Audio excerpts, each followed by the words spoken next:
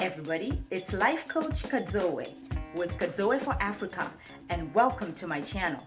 Today, I am going to cover the topic that discusses what if you get denied your H1-B visa?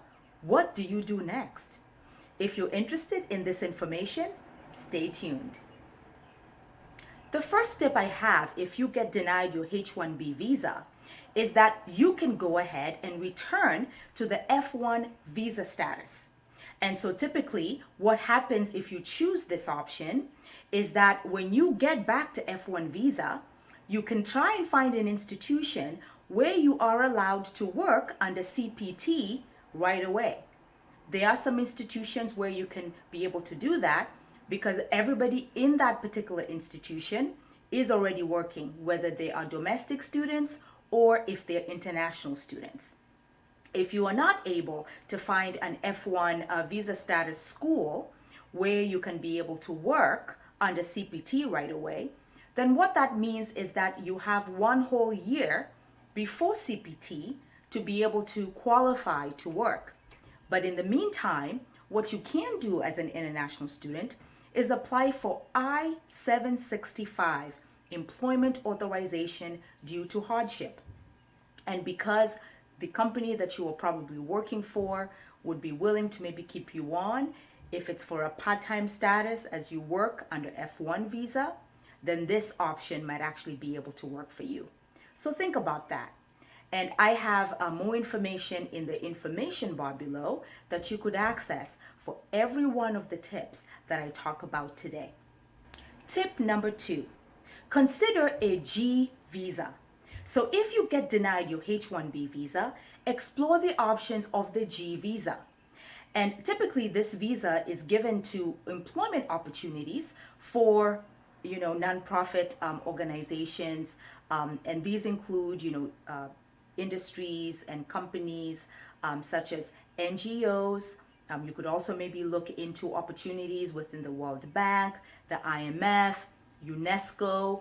And so I provide you more information about the G visa because this is an option that you can possibly consider as an international student to be able to use transferable skills to help you qualify for these positions. So if the G visa is something that you're interested in looking at, please take a look at the information bar for the link. But that's the second option for you if you get denied the H1-B. The third suggestion I have for you if you're denied your H1-B visa is to consider non-lottery H1-B job options. Now, you know what's interesting? A lot of you don't know that not every industry or job in the United States requires you to go through the H1-B lottery. Yes, so please consider this option. So what happens is there are 3 main areas that you could get into.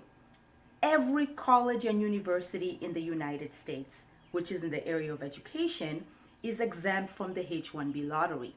So that means that they can process H1-Bs without you going through that systematic deadline process that I just talked about in my previous video.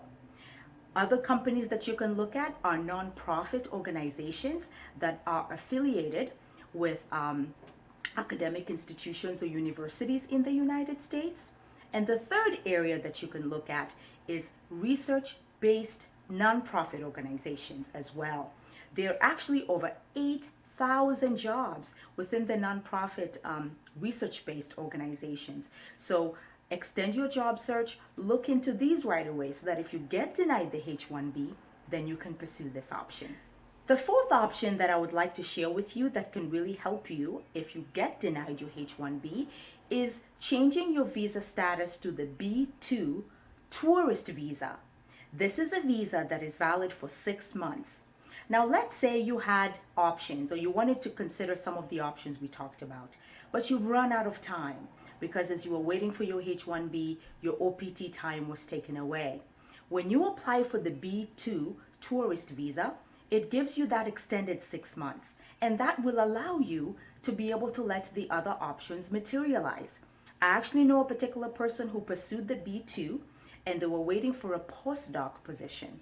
And so that actually was able to fall through while they were still in the United States under the B2 visa and were here legally.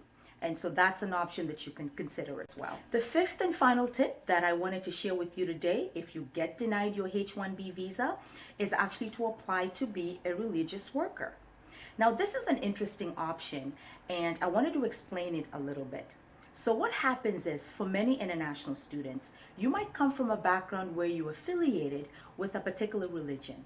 And so the United States does offer that opportunity for you to work for an organization that is based on your religion. For example, I am Catholic. And so what happens is, if they are Catholic-based companies or institutions in the U.S., then if you are Catholic, for example, you would look into those options. That doesn't mean that you're going to necessarily be a priest or you're going to be a minister. It just means that you are applying for a job in a company in the US that espouses your religious beliefs. So these companies are usually based on that. So it's really more of like a way of life and the values that you encompass as an individual. So something to think about. And so I've provided you a link for the religious worker option for you to take a look at. This might be an option for you. The last tips that I have for you folks, if you happen to be from Mexico or Canada, then you do not even have to worry about the H1B. You should actually look into the TN visa. So if there's anybody watching out there who is a citizen of Canada or a citizen of Mexico, then you should consider the TN.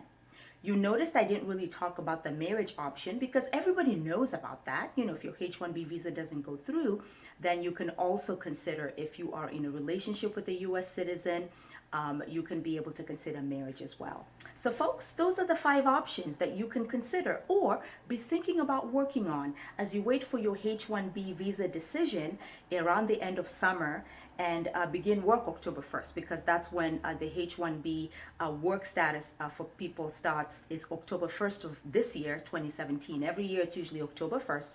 So you should be hearing by the end of the summer. So I thought I'd provide you that information just to get you going. So hang in there, but remember to always have a plan B. That's what I always say. And so folks, remember, if you subscribe to my channel, I will provide you a list of schools that offer scholarships as you consider undergraduate opportunities, master's degree opportunities, or PhD opportunities as well. So be sure to be able to do that. And so folks, like I always say, hang in there. Even during changing times, life is full of opportunities, and education is the key to your success. And so to my right, you'll be able to see an emoji where you'll be able to click and subscribe to my channel. And to my left, you'll be able to see a video that I recommend you watch as soon as you finish this video. I actually have a video that explains to you the H1B visa process that you can watch as you are able to contemplate the decisions. Thank you for watching, everybody. Until next time, bye now.